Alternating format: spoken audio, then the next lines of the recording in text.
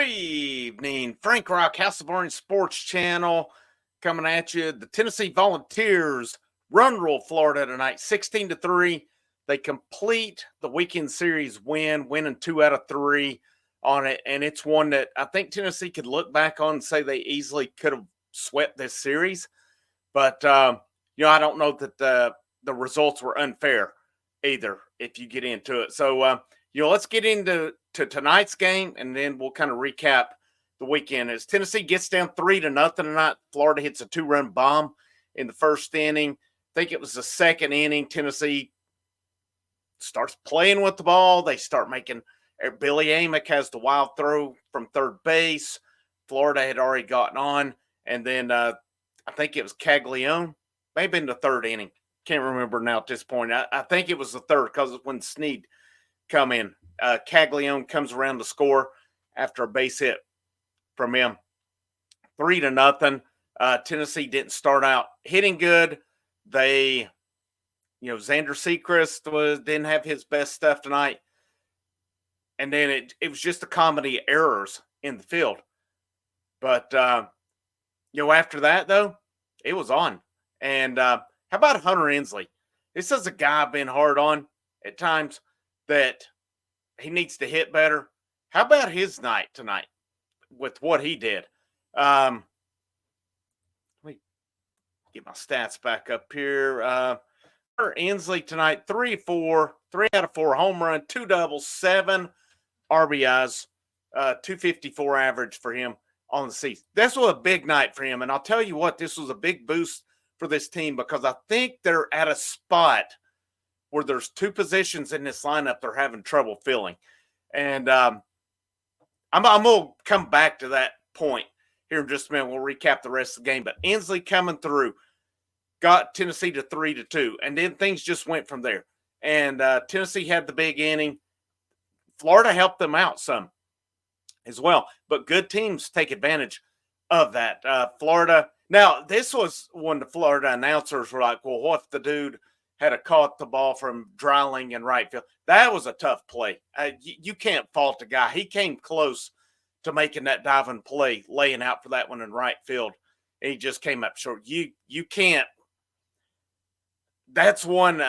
If it were Dreiling or whomever in right field for Tennessee and they laid out on that, I can't sit here and say that because that was a very, very tough play. Where Florida probably is kicking themselves is Tears, a great strikeout. I know that's kind of an interesting one. Ball in the dirt, gets by, Tears strikes out, but he gets the first. And I don't know what happens because a lot of these SEC Network Plus telecasts, this camera work is not good. And it cuts to it late. Tennessee scored 2 runs off of the wild pitch. And, and then they keep on going, and then you had Inslee hit the bomb, and then Tennessee comes back around. The last inning, go to the 7th. Christian Moore, Blake Burke both hit bombs, make it 16-3. And how about Nate Snead tonight as well? He pitched his ass off tonight. 5 innings, 2 hits, 1 run. It was unearned. Only 1 walk, 7 strikeouts. I would make a case that was possibly his best outing of the year tonight. He was very good. And the strikeout, now, with him, he's a guy, when I looked at him in the preseason, when I previewed him, I envisioned him in kind of that Chase Burns role. Now, I think they have 2 to 3 guys who can go that role. He is your last day of the weekend guy. They've kind of got a rhythm down with Stamos Causey on Friday, Sechrist, Snead Sunday. And, we can sit here and say, well, they have 2 openers on it. It's working. Causey has been excellent since coming. He had 2 bad outings. Now that they've gone to Stamos and Causey, opener, and then Causey kind of runs it out until he needs to. That's been very effective. Sechrist, Snead, that's been very effective for the most part for the year. Snead, his ERA is at 2.82 now. Very good ERA, especially with his amount of innings he has pitched for the year. And, just looking at it as well, Going back to the weekend, some things. Tennessee does have. All right, so let's look at one of my bullet points was the good. All right, 1, 2 out of 3. What was the good for the weekend? Stamos, Causey, Sechrist, 2 runs, and then they went to Snead. Snead had the one unearned. He took care of it. Drew Beam was decent. Yeah, he was okay. But Drew Beam's problem is he hangs too many pitches, and that got him in trouble yesterday. 2 home runs, pitches right down the middle. And he's a guy I think should know better. You just can't. And maybe it's a Frank Anderson thing. I didn't feel like Snead challenged guys as much. And I don't feel like Causey does as well.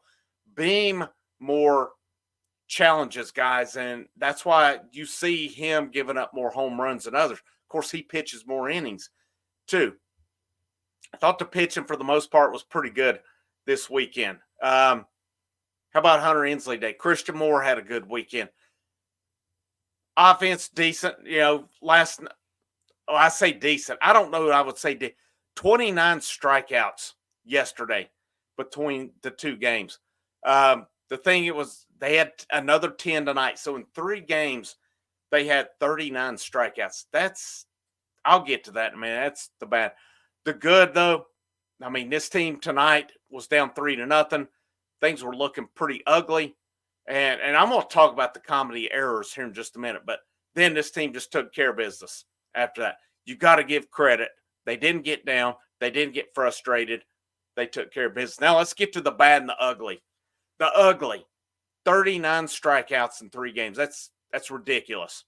That's unacceptable to be up there free swinging like that. Now tonight, you look at Tiers had 2K. Robin Villeneuve, good gosh, man. This guy in conference play, they pulled back us after 1 at bat. I know he was not backing up on the error. Amick had to throw an error, and then Backus didn't look too good in his bat, but put Villeneuve in, 3 at bats, 3 strikeouts. This guy's he's lost in conference play. There is a group of guys right now. Villeneuve, Reese Chapman, Dalton Bargo. I just don't. These guys can't. They're not getting it done in conference play. They're good midweek. They're good out of conference guys. Midweek though, it's not happening. Cannon Peebles is one as well. It's just not happening with these guys. Texting for buddy of mine during the game with Amick the last few weeks with his defense, the way it's been. He'll make a great play once and then he'll make an error. He's not been that good defensively the last few weeks. At what point do you look at possibly giving Ariel Antigua that shot at shortstop? I saw somebody that covers college baseball said Dean Curley's the best shortstop in the conference. And Dean Curley's a very good shortstop. He's not even the best shortstop on his team, though. Antigua is a better fielding shortstop. But Curley's very good. Could you go Antigua at short, Curley at third, Amick at DH? And I know Amick came to Tennessee to play the field. That's why he left Clemson. It wasn't because he wasn't getting the at-bats. It's because he wasn't playing the field. But at what point, if he starts to become a liability at third, do you go Antigua, Curley? Now, the right field dilemma. I think it's at this point, it's Dowling, it's Hunter Inslee, it's Kavaris Tiers. Hunter Inslee, yeah, he's not perfect, but this guy does make things happen in conference play. He makes things happen against bigger teams. The Reese Chapmans, the Robin Villeneuves, the Dalton Bargos, they're not doing it. They're not doing it. What point does an Alex Perry, a guy Tony Vitello's talked about, he deserves an opportunity? What point does he possibly get a chance? 2, I think we've seen what the Chapmans, Villeneuves, and Bargos are doing. Yeah, midweek, fine. Sure. Non-conference, fine. Somebody else needs an opportunity at this point. Robin Villeneuve, play him midweek if you're going to play him. He can't do it against SEC pitching. SEC pitching has got him so figured out. And so they have to do that. Defense was ugly this weekend. Base running was ugly. One thing about a Tony Vitello team, they're never going to be the epitome of fundamentals. They're just not. They're They're not good base running teams. They're not excellent defensive team. They make plays. Don't get me wrong. They played a couple shifts that worked out tonight. Now, I'm not saying they're bad defensively, but the Vitello team, I mean, you look at the amount of strikeouts. You don't see a lot of stolen bases. You've seen probably more bunts this year than we're accustomed to. They're kind of a kamikaze, honestly. Pitching and hitting and fielding. I wouldn't say all or nothing, but I mean, like last night, the last guy Tennessee faced never threw a fastball, and they never adjusted to that dude on it. It is what it is. But with all that said, though, 2 out of 3 on the road at Florida. Florida team is fighting for their lives. But make no mistake about it, too. That is a talented Florida team, as they were preseason, top 5 coming in. I don't know what's happened down there this year. They've got one of the best players in the whole country, and Jack Caglione. Probably going to be a very high pick in the Major League Draft coming up. But it's just not jiving down there. And I think that team's fighting for their lives for the NCAA tournament. Their next 2 series plus the SEC tournament is going to be huge for them. Now, all it matters is you get in. We saw it with Ole Miss 2 years ago. They were kind of the same. They struggled. They got in. They were, I think, literally like the last team to get in. Then they come up and won it. They got hot at the right time. This Florida team could do the same. Make no mistake about that. They have talent. They're just not playing well. I seen people overreacting last night about the loss. It was bad. No, it wasn't. You're playing on the road in the SEC team against a team with talent, with elite talent. I'm not saying top to bottom elite talent, but they have talent. They were preseason top 5 for a reason. All right. Sometimes it doesn't work out. Same with LSU. Sometimes things just do not work out, but it's not for lack of talent. I really don't think that.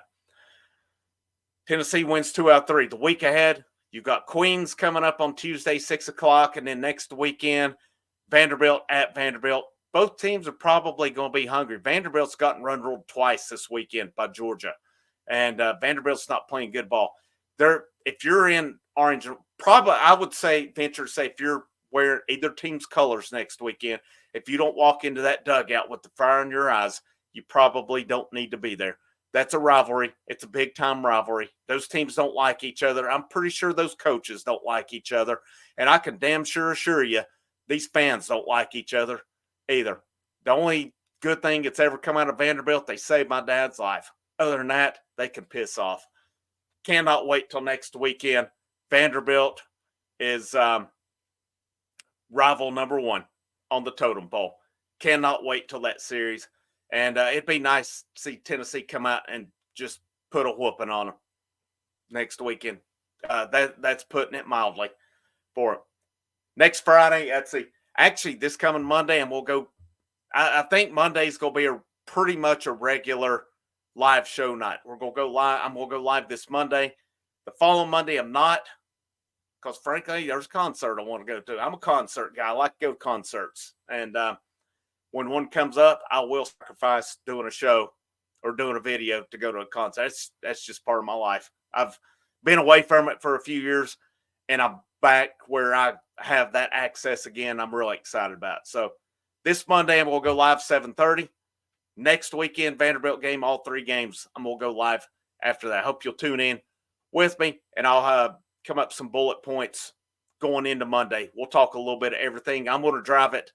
This time we'll drive it with basketball, men's and women's, baseball, and football as well. I'll put an agenda together before that I'm planning on talking about as well. And we're going to focus on the House of Orange, nothing else. House of Orange and Tennessee athletics. That's going to be the focus. But thank you guys for tuning in with me. Make sure you like, you share, you subscribe. You like the content you're seeing. You want to say thanks down that right-hand corner.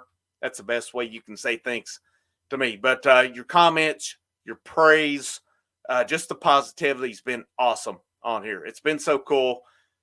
Everybody has been very sensible.